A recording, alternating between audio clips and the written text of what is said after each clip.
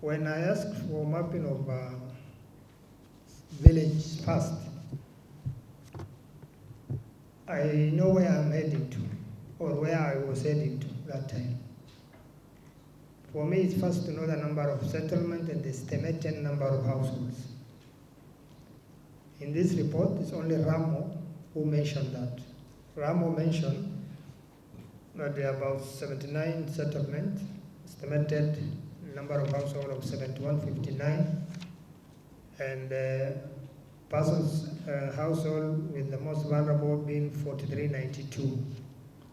So in that case, we have targeted 61% of the population of Ramo. That's what it means. If the settlements are 79, the estimated number of households in the Ramo is 7159, and we have 4391 registered as PWDs and most vulnerable. That translates to 61%. Meaning we are fairly good, because you can't capture the entire county as vulnerable. Of course, there are challenges. So that gives me a bit clear. That's actually some of the information I was really waiting for. It's very important to explain to people what we are doing, to the stakeholders. Sometimes unafanya kitu mzuri lakini watu hawajui. How do you do that? It's good to have meeting with respected elders from your area. Leo enda ward fulani, call the women leaders, the elders, the religious leaders, and then brief them what we have done. You said, in this village we have captured this number of households. People we have captured are so and so. They will tell you you have done a good job, or they will tell you maybe so and so is well off. Forget about the gatekeepers. It is good to communicate to the public. Some of these are misinformation. If you don't give information, then people will manufacture their own information. Of course, we are thankful that we are getting a lot of support from the other non-state actors. It's good to work with them. And we are also coordinating very well at the county steering group. And you also give us the information that if the NGO come to your area, it's good they register with the county steering group, and then make sure when they came, you call the stakeholders, wazee, waambie nyinyi what they have, not just talking to county administrators alone. It's good to tell the people what they have, and then people have been sharing food for a long time, because we might not go sharing on the clan basis. We're going to, especially this time when we have such serious problems, some people will suffer.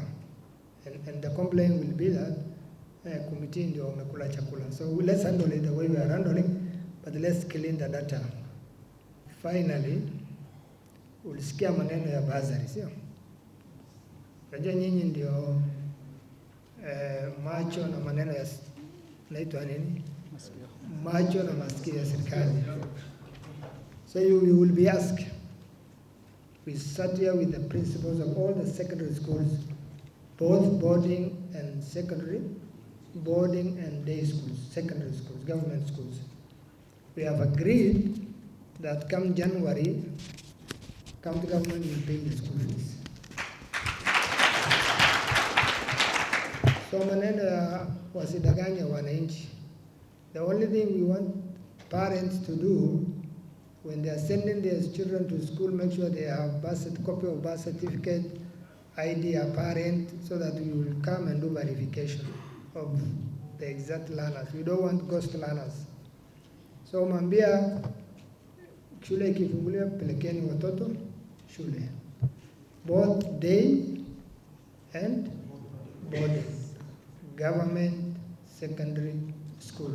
We need to discourage new settlement. We don't want to go back to where we come from. New settlement normally creates community conflict, not only across the clan, but even within the clan. We have had issues in Shiparvalemo, we have issues in Ramo. So new settlement hakuna. Wale wameweka hizi manyumba, don't register. So tumemaliza hiyo. We don't need to entertain because we don't even have resources to support the existing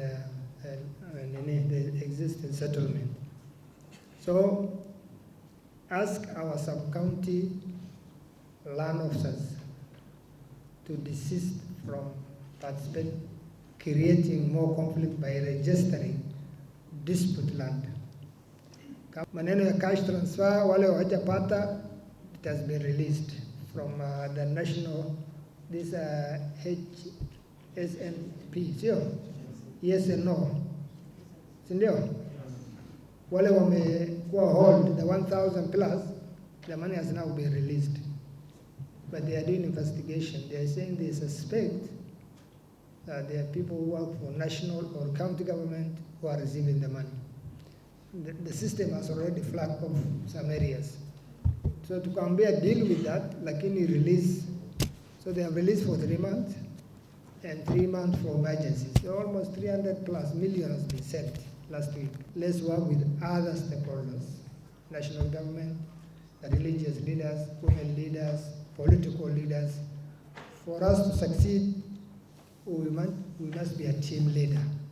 Hii maneno ya kusema hii kazi ni yangu na hii ni yako haiwezi saidia. Finally, respect within the system. If you are a village administrator, then you must respect your immediate boss. Kama wewe ni ward administrator, you must respect your immediate boss. Who is who? The town or the village administrators. That's very important. If there is no respect, then the working relation itakuwa ngumu. Your village administrator cannot be instructed by the ward administrator, or the ward administrator cannot be instructed by a sub-county, then what signal are we sending to the communities we are serving? So lazima tuwe na nini?